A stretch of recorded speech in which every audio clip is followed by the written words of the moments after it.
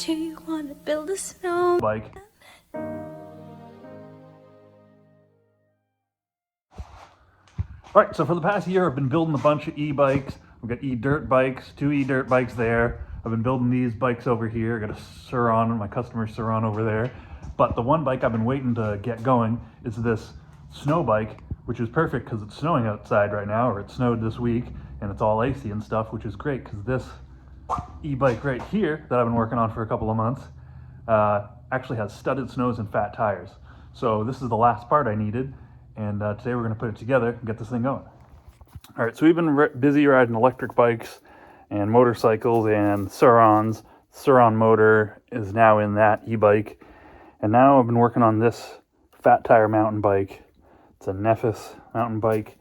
I got it in trade. It's got a front hub motor, and the problem with it was that it had no crank or anything. So I got a crank and realized I needed bearings, and took me a while to figure out exactly what I needed were these bearing cups, which screw into here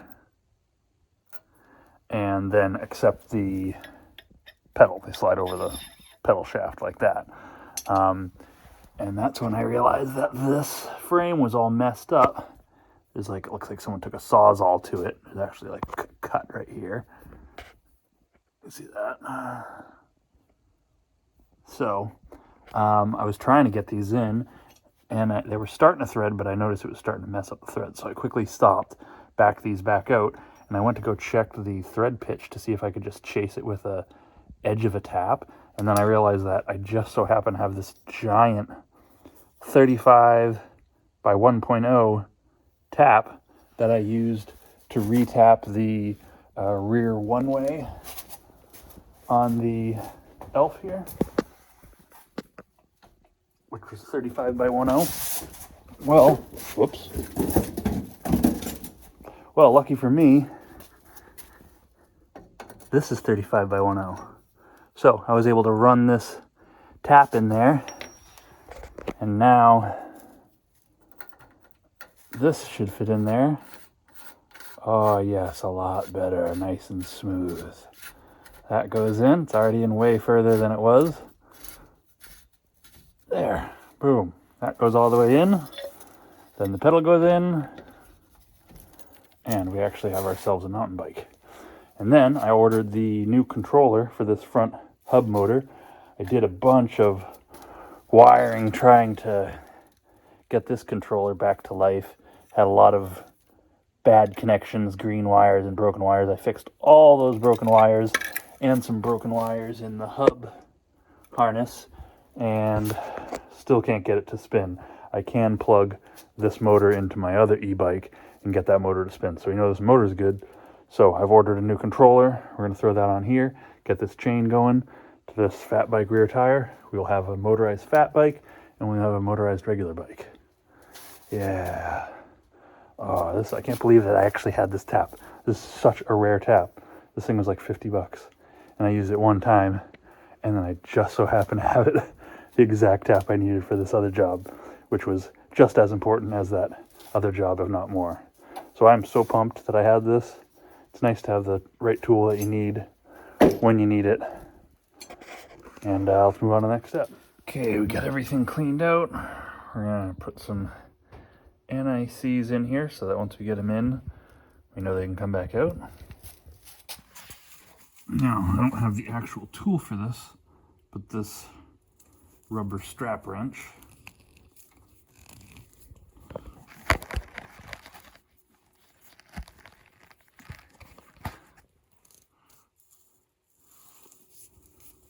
works well.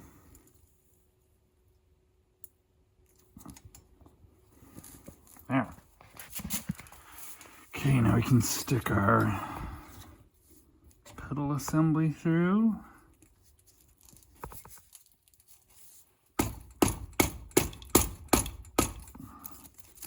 There we go, finally.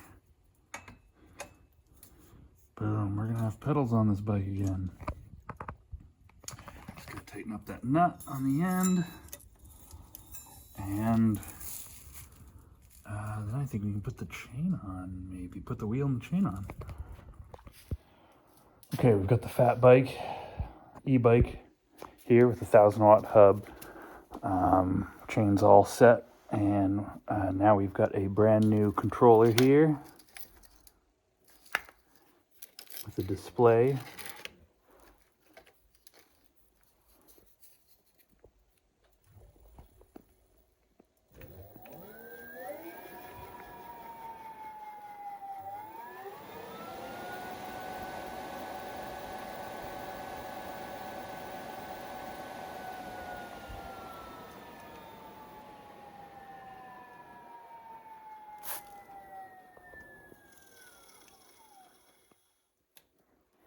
Okay, so now all we got to do is mount all this stuff, and we're going to have ourselves a crazy e-bike.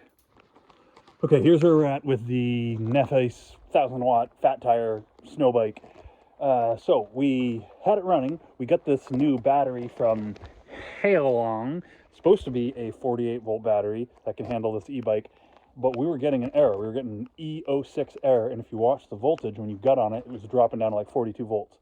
I was suspicious it was the battery, but I thought there also could be a problem with the hub motor that was drawing too much. So what I did is rig up this really nice deal here. This is the battery from the Nacto. You probably recognize it. It was the one we had to split apart. And what we did was take the battery port out of the Nacto, and we connected it to the port for this controller instead of this 48-volt battery made by Hailong. And with that in, this doesn't throw the error code, and this thing rips. Let me see if I can do this without crashing. Whoa! See, no error codes. That's speed 5, that's the maximum power. Before it was tripping in 2 on that other battery, in 2 power, not 5. So obviously the issue is that brand new battery and not the controller and not the motor, thankfully. So I will file a return for this battery, and we will get a different battery.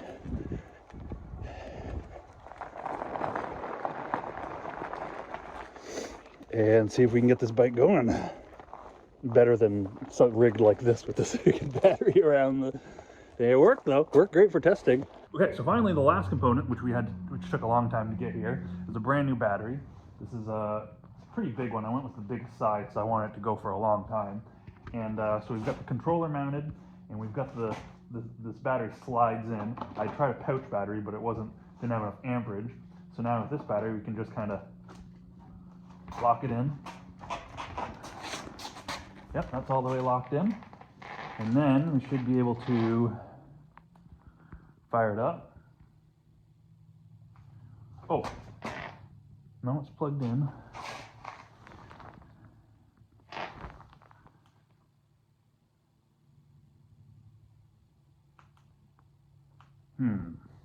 Oh, I forgot the power button. There's a power button over here, so we'll turn that on. This battery's even got USB, so you can charge phones and stuff off it, which is pretty awesome. Now it should turn on. Boom, just like that. We've got a headlight, we've got this nice readout, and best of all, we have powered front studded wheel, which is even better for snow because if you've ever driven a car in the snow, you know front wheel drive is better because you've got all the weight and it actually turns the direction you want to go, which is helpful. If you had it in the back, you can't turn the back wheel, and the back wheel can slide sideways and stuff, so it actually works even better as a front wheel drive bike. So now that we've got this all set up, let's go ahead and take it for a ride and try it out. The handle's pretty decent. We're on ice now, and I can brake. Oh, just a little slide sideways, but nothing too bad so far. Let's go ahead and give this a speed test. Make sure no cars are coming.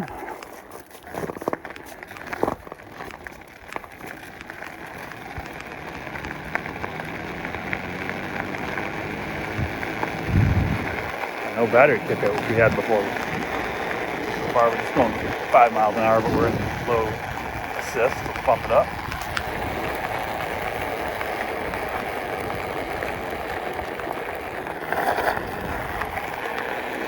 Yeah.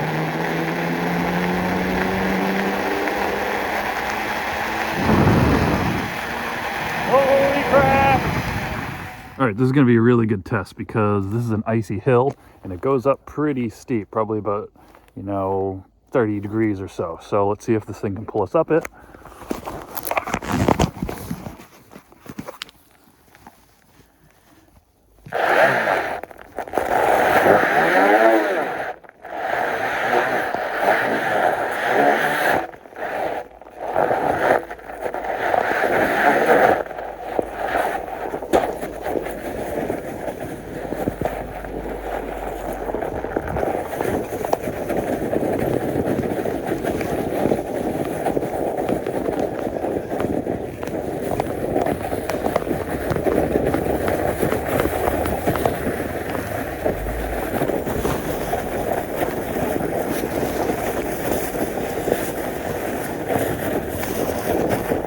All right, everybody, so I took it for a pretty long ride, crossed some glare ice, and I had no problems with it whatsoever.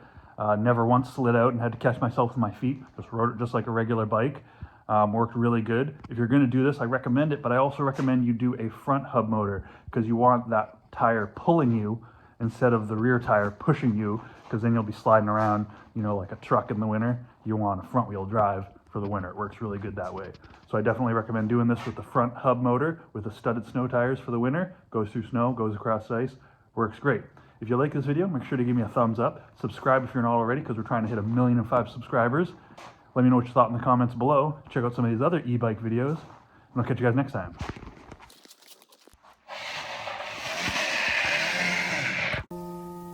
Do you want to build a snowman? Bike.